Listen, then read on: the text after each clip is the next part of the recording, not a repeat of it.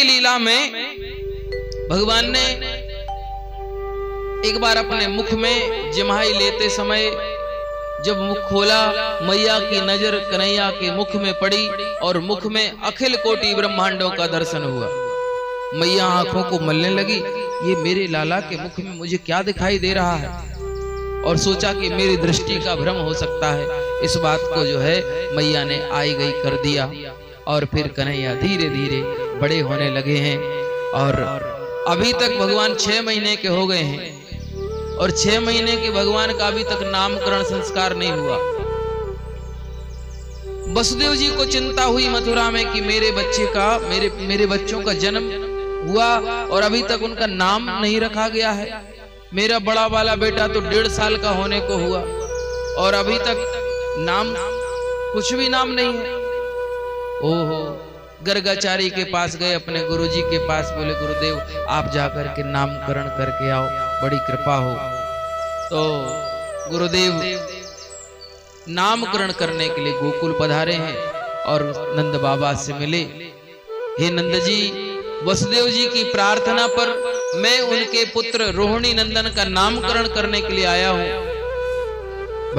बलराम जी का नाम। अब ये कह नहीं सकते कि हम कृष्ण का भी नाम रखने के लिए आएंगे।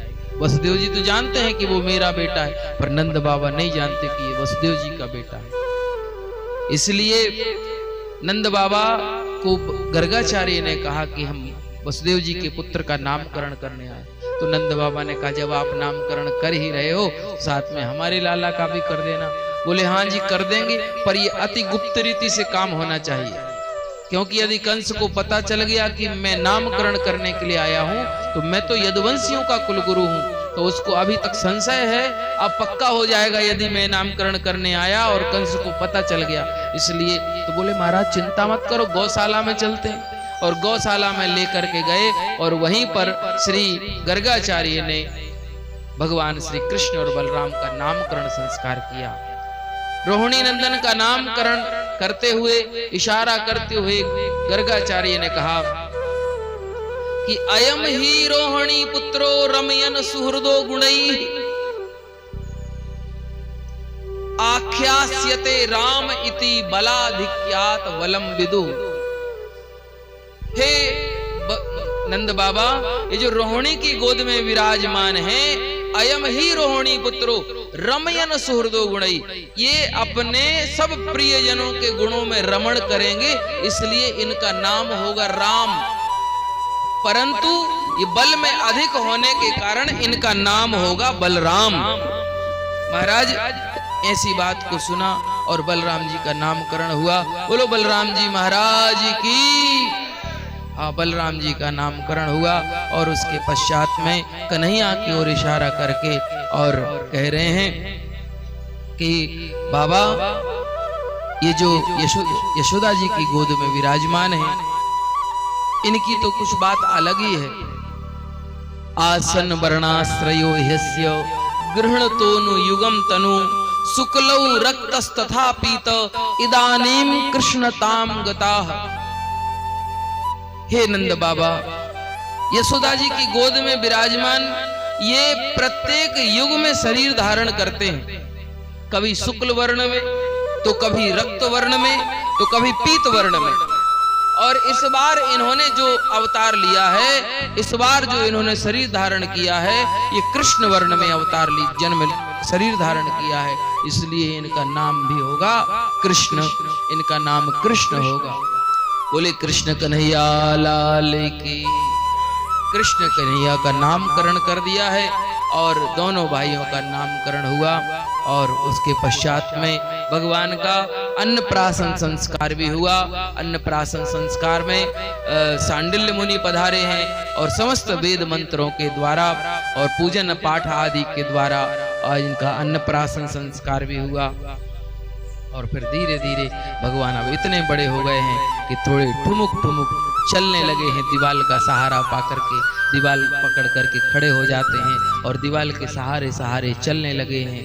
और ठाकुर जी को चलते हुए देख रही हैं यशोदा मैया, और उनको कभी उंगली पकड़ करके उनको चलना सिखाती हैं। यशोदा मैया उंगली पकड़ लेती हैं, अपनी उंगली कर देती हैं। कन्हैया मैया की उंगली पकड़ लेते हैं और ठुमुक ठुमुक चलने लगते हैं। एक दिन की बात है, यशोदा मैया ने कन्हैया का सुंदर स्नान कराया और स्नान कराने के बाद अब कन्हैया के बाल थोड़े बड़े बड़े हो गए हैं। अब कन्हैया को स्नान कराया और स्नान कराने के बाद उनके पूरे बालों को पकड़ करके और यहाँ बीच में बांध दी पतली सी चोटी ऊपर बन गई और उस चोटी के बीच में एक मोर पंख बांध दिया साथ में। अब पतली सी चोटी में मोर पंख बंधा है। कन्हैया के कमर में सुंदर करधन बंधी हुई है, पैरों में सुंदर बजने वाली पायजेब पहनाई मैया ने और बजने वाली पायल, कमर में करधन को पहने हुए ठाकुर जी चौड़ी सी अच्छी सुंदर सी करधन को बांधे हुए आज कन्हैया को जब चला रही हैं तो कन्हैया अपना पैर जब धरती पर रखते हैं तो उस पायल की, उस पायजेब की छन छन की आवाज आती है। उस छन छन की आवाज को और ज्यादा बजाने के लिए कन्हैया अपना पैर जमीन पर पटकते हैं और जैसे कन्हैया जमीन पर पैर पटकते हैं मैया ताली बजाने लगती है और मैया जैसी ताली बजाती है मैया के ताली से ताल मिला करके कन्हैया कमर मटका मटका करके बड़े प्रेम से नाचने लग गए। यशोदा मैया कहने लगी, हे भगवान, हे बाप रे, इन्होंने अभी चलना स्टार्ट ही किया है, शुरू ही किया है और नाचना भी शुरू कर दिया। नाचना कहां से, और बार बार बलैया लेती हैं, नजर उतारती हैं, कहीं मेरी ही नजर ना लग जाए कहीं। नाचे नंदलाल नचावे हरि की मैया। आज कहते हैं भगवान तो अपने भक्तों के लिए, अपने प्रेमियों के लिए, अपने प्रणत जनों के लिए और नाच भी लेते हैं, कुछ भी करने को तैयार होते हैं। शेष महेश गणेश दिनेश सुरेश जाहि निरंतर ध्यावे ताहि अखंड अनंत अनादि अछेद्य अवेद्य सुवेद्य बतावे। नारद से सुख व्यास रटे पछिहार तऊ पुनि पार ना पावे। ताहि अहीर की छोहरियां छछिया भर छाछ पे नाच नचावे। चाहे ताहि अहीर की छोहरियां छछिया भर छाछ पे नाच नचावे। ऐसा सुंदर भगवान का अपने प्रणत जनों के लिए, अपने प्रेमी जनों के उद्धार के लिए, उनके हित के लिए, उनके सुख के लिए भगवान नाच भी लेते हैं। तो देखो भगवान की सुंदर सुंदर लीलाएं हैं। यद्यपि अभी हमने बाल लीला से हट करके कोई और बात नहीं बोली, फिर भी समय इतना हुआ और अभी बहुत सारी बाल लीलाएं हैं भगवान की ओर, इतनी सुंदर सुंदर लीलाएं जो कि आत्मा को, हमारे मन को अत्यंत विभोर करने वाली, हमारे आत्मा को, हमारे जीवन को सफल बनाने वाली सुंदर सुंदर लीलाएं भगवान की हैं। तो उन लीलाओं का हम यहाँ पर दर्शन कर रहे हैं। अब आगे से भगवान की माखन चोरी लीला प्रारंभ हुई। भगवान ने माखन चोरी लीला, तो बोले ये माखन चोरी लीला क्या है? ब्रजे वसंतम नवनीत चौरम गोपांगनाना चदुकूल चौरम। अनेक जन्मार्जित पाप चौरम चौराग्रगण्यम पुरुषम नमामि। चौराग्रगण्यम पुरुषम नमामि। ब्रज में वास करके माखन की चोरी करना। ब्रजे वसंतम नवनीत चौरम गोपांगनानाम च दुकूल चौरम। और गोपियों के दुकूल, दुकूल माने वस्त्र, वस्त्रों को भी चुराते हैं कन्हैया। ये चोरी करना अच्छी बात है क्या? बोले सुनो तो, पूरी चोरी सुनी ही नहीं तुमने, क्या क्या और चुराते हैं? बोले माखन चुराते हैं, वस्त्र चुराते हैं, और क्या चुराते हैं? बोले अनेक जन्मार्जित पाप चौरम। जो उनके प्रेमी जन हैं, जो उनकी शरण में जाते हैं, अनेक जन्मों के उनके पापों को भी भगवान चुरा लेते हैं। ऐसे चोरों के सरदार को हम प्रणाम करते, उनको नमन करते, उनका स्मरण करते।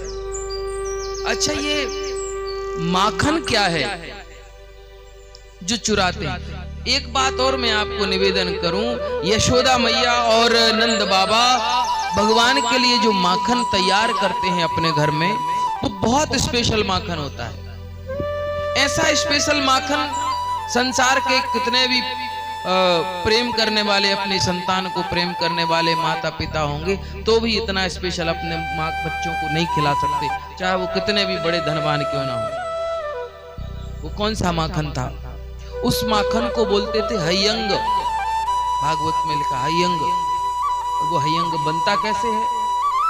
100 गायों का दूध निकलवाते नंद बाबा, 100 गायों का दूध, और 100 गायों का दूध निकलवा करके उसको 10 गायों को पिलाते हैं। पूरा का पूरा दूध निकाल के 10 गायों को पिला दिया, पूरा दूध।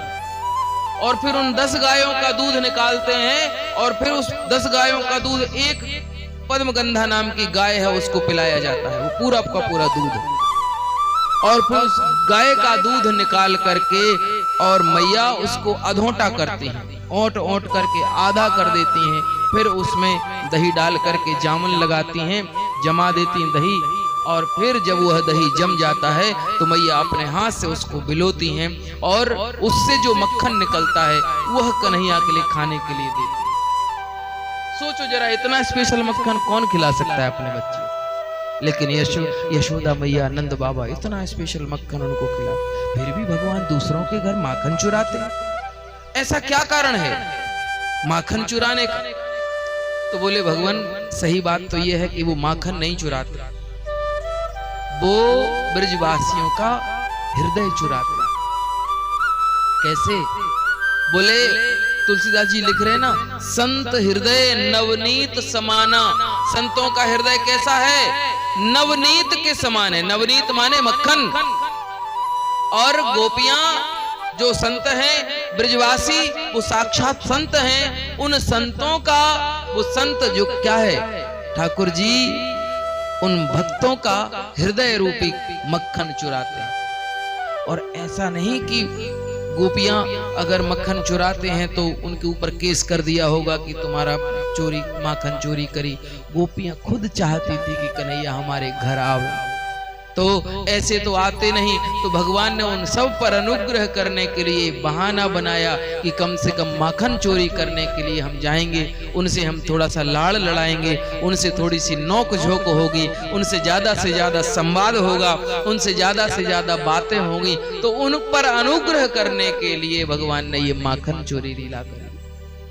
तो इस लीला के पहले भगवान ने एक बात विचार करी कि भैया चोरी करने बाहर जाना है तो प्रत्येक काम में कोई भी काम करे तो पूरे परफेक्शन के साथ करना चाहिए, पूरे परफेक्ट हो जाए उसमें, तब बाहर काम करना चाहिए। इसलिए घर में ही ट्रेनिंग ले लेनी चाहिए, घर में ही अभ्यास कर लेना चाहिए। तो घर में ही माखन चोरी का अभ्यास करने के लिए एक दिन कन्हैया एक माखन के कमरे में पहुंच गए, जहां माखन के बड़े बड़े मटके रखे हैं, और माखन को ऐसे उठाया और माखन को जैसे ही खाने लगे तो सामने जो खंबा था उस खंबा में शीशा लगा था, और शीशे में खुद की परछाई दिखी, खुद की आकृति दिखी, और माखन को खाते हुए। तो भगवान ने सोचा, डर गए भगवान खुद को देख करके शीशे में, ये कौन है?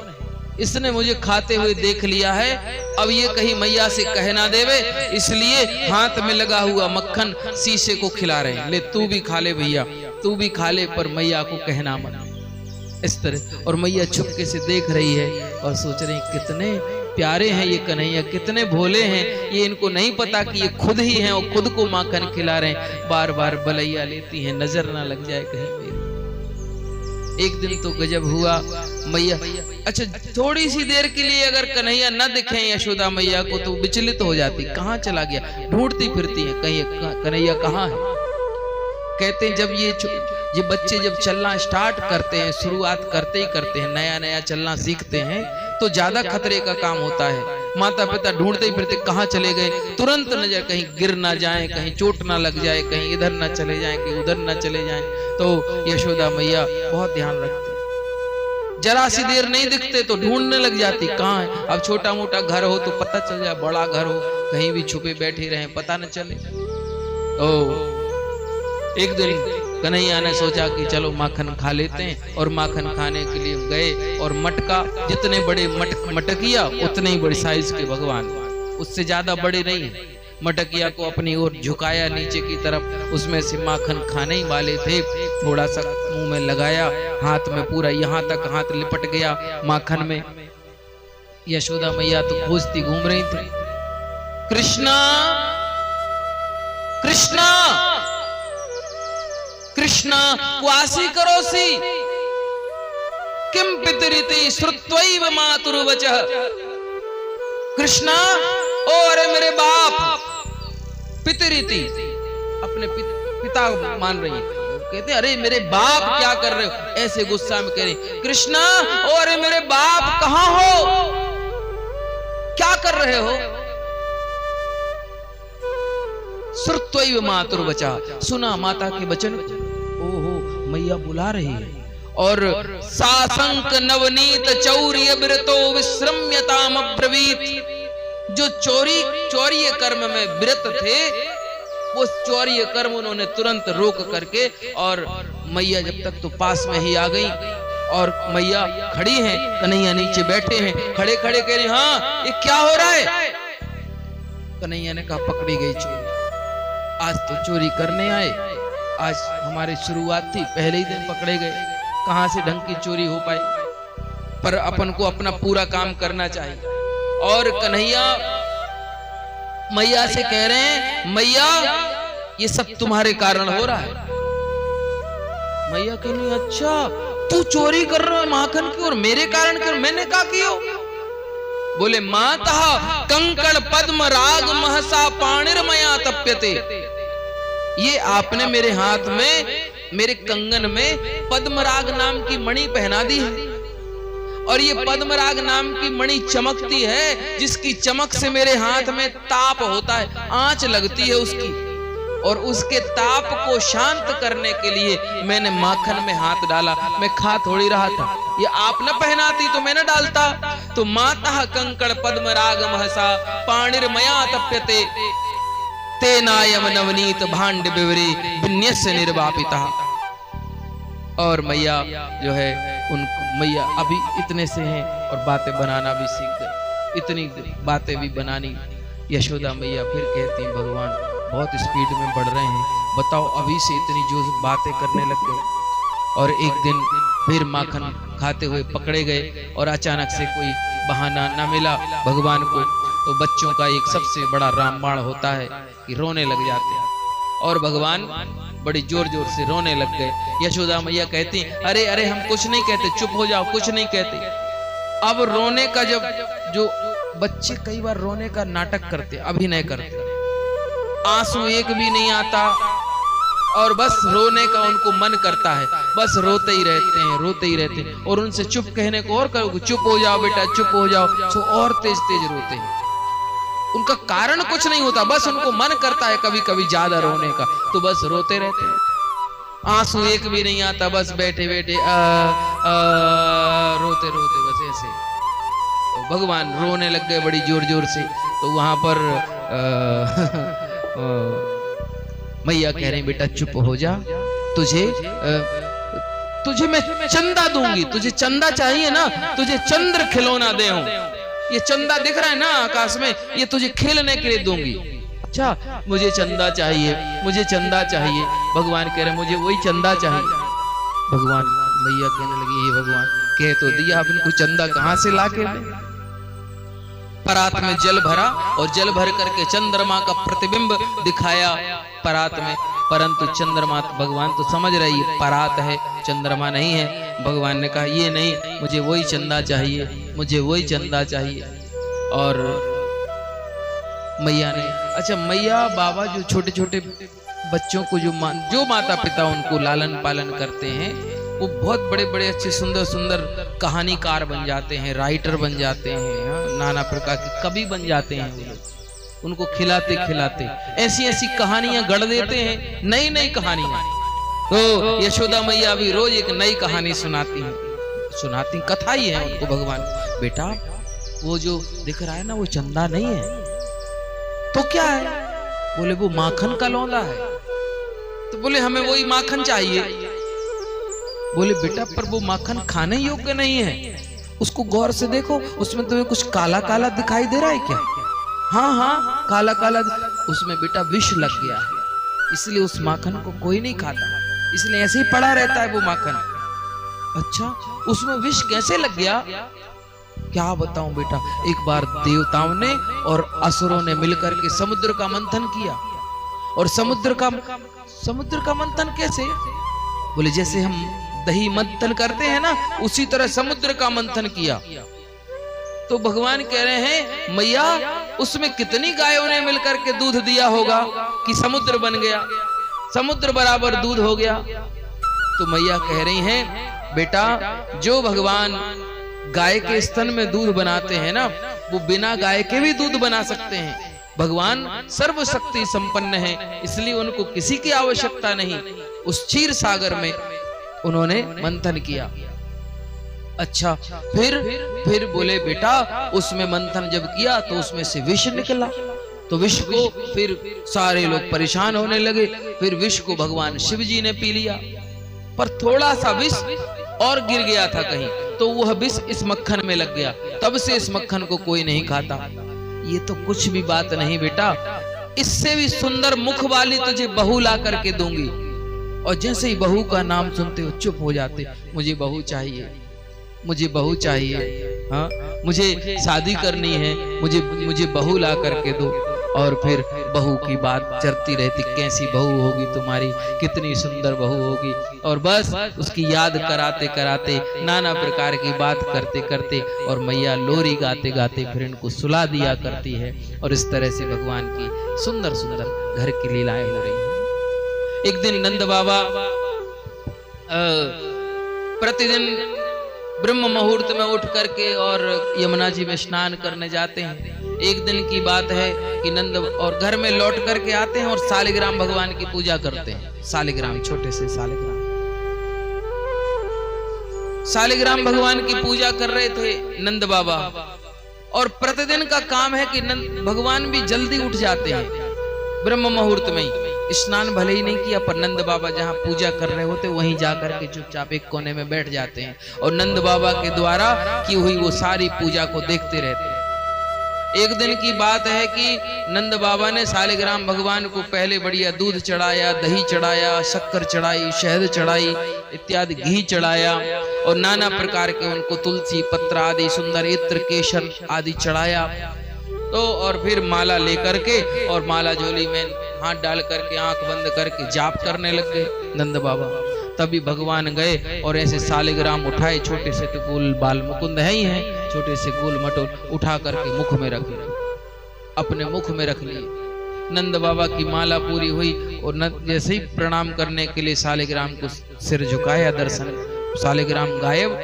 तो नंद बाबा सोच रहे हैं अरे सालिग्राम कहाँ चले गए, और इधर उधर फूल पत्तों में ढूंढने लग गए। उनको इधर उधर देखा, कन्हैया से पूछने लगे, कन्हैया तुमने जय जय को देखा क्या, कहाँ है जय जय?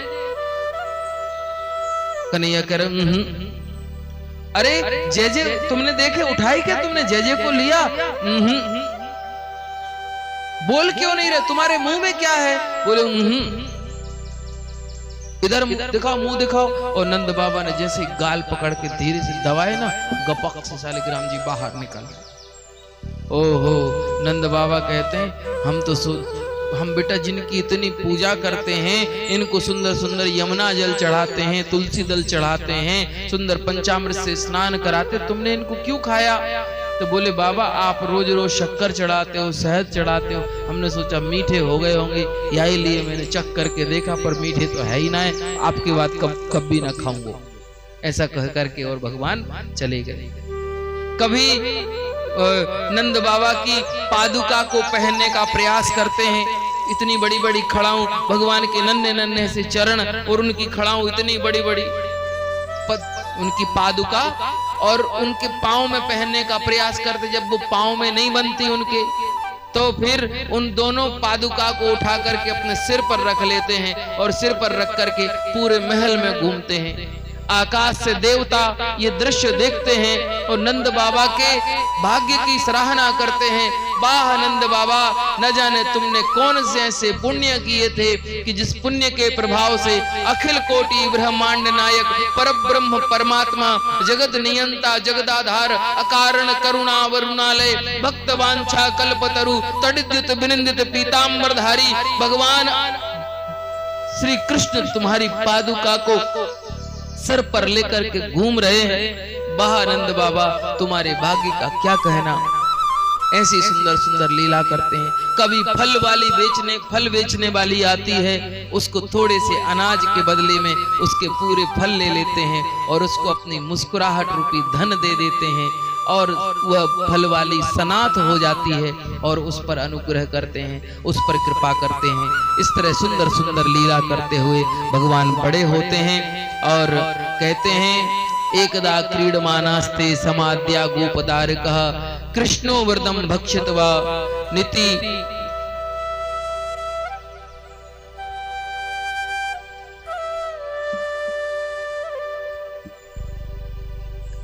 कृष्णो मृदम भक्षित्वा नीति मात्रे न्यवेदयन।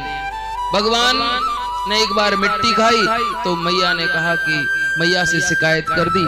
साथी बालकों ने, दाऊ भैया ने, कन्हैया बहुत मिट्टी खाता है। और कन्हैया ने पूछा क्यों रे लाला, मिट्टी खाई तूने? तो बोले ना मैया, मैंने मिट्टी ना खाई। अगर विश्वास नहीं तो मेरा मुंह देख लो। और कन्हैया ने अपना मुख जैसे खोल करके दिखाया तो एक बार पुनः मैया ने कन्हैया के मुख में संपूर्ण ब्रह्मांड का दर्शन किया। पृथ्वी को देखा, पृथ्वी पे उन्होंने गोकुल को देखा और भगवान के मुख में उन्होंने स्वयं को भी देखा और कन्हैया को भी देखा। इतना सब कुछ देख करके मैया की आंखें बार बार आंखों को मलती हैं। हे भगवान, ये क्या हो गया? कन्हैया के मुख में मुझे क्या क्या दिखाई दे रहा है? और मैया बाबा को कहती हैं और बाबा कहते हैं कोई बात ना, है सके तुम्हारो दृष्टि को भ्रम होगो, ऐसा कह करके। और महाराज भगवान इतना प्रेम करते हैं ब्रजवासी ब्रज गोपियां कि गोपियां नाना प्रकार का बहाना बना करके और कन्हैया से मिलने के लिए आती हैं। महाराज कन्हैया कभी बाहर निकलते हैं थोड़ी देर के लिए और वहां पर ब्रज की गोपियां जो है उनको देखती हैं, पर थोड़ी सी देर में देखने पे उनकी नजर में तसल्ली नहीं होती और देखना चाहती हैं वो। तो अपनी अपनी घर जाती हैं और घर जाकर के सासू माँ से कहती हैं मैया वो नंदजू के छोरा बहुत परेशान करें, कल मेरी मटकी फोड़ दी उन्होंने, अब मैं क्या करूं? मटकी फोड़ दी? कौन सी? वो बड़ी वाली मटकी। वो बड़ी वाली मटकी फोड़ दी? वो तो मेरी दादी सास के जमाने की मटकी। अरे मैंने कब से संभाल के रखी और तूने तोड़ दी? बोले हमने ना तोड़ी मैया, वो नंदजू के छोरा ने तोड़ दी। बिलांद भरो छोरा मटकी ने तोड़वे लग गयो। देख बहू, अगर मैं जाऊंगी तो बात ज्यादा बड़ी रह जाएगी, इसलिए तू जा तो जाकर के यशोदा जी को समझाना कि आगे से ऐसी गलती ना कर। ठीक है मैया, मैं अभी जाती हूँ। अब हाल जाती हूँ और जाकर के यशोदा जी को प्रणाम करती हूँ। प्रणाम, पैर दबा करके ऐसे घुटनों से लेके नीचे तक पैर दबाती हैं। ये प्रणाम करने की परंपरा थी पूर्व काल में। और पैर दबा करके फिर उनको यशोदा जी को प्रणाम करती हैं। मैया पाए लागू, अच्छा वो खुश रहने का आशीर्वाद देती हैं। कन्हैया कहाँ है? कन्हैया वहीं खेलते हुए कहीं दिख जाते हैं और कन्हैया को खिलाने लगती हैं, कन्हैया के साथ खेलने लगती हैं। इस तरह से वो ब्रज गोपियां भी कन्हैया से मिलने के लिए आती हैं। कन्हैया भी अब बाहर निकलने लगे हैं और बाहर निकल करके ब्रज गोपियों को दर्शन देने जाते हैं। कभी उनका माखन चुराते हैं, कभी कोई लीला करते हैं। और फिर उसके बाद भगवान ने एक दिन बहुत सारे मटकियों को तोड़ दिया। उसके बदले में भगवान को मैया ने यमलार्जुन के वृक्ष से बांध दिया है और उखल से बांध करके वहीं छोड़ दिया। कन्हैया ने यमलार्जुन के वृक्ष में उखल फंसा करके उनको तोड़ दिया है और यमलार्जुन का उद्धार किया है। यहाँ पर प्रश्न हुआ कि ये यमलार्जुन के वृक्ष कौन थे, तो बोले पूर्व जन्म के ये कुबेर के पुत्र थे। नलकूबर और मणिग्रीव नारद जी के श्राप से वृक्ष बन गए थे और आज भगवान का स्पर्श पाकर मुक्त हो गए। और फिर इसके पश्चात में नाना प्रकार के उपद्रव हुए हैं, तो नंद बाबा ने बसे बसाए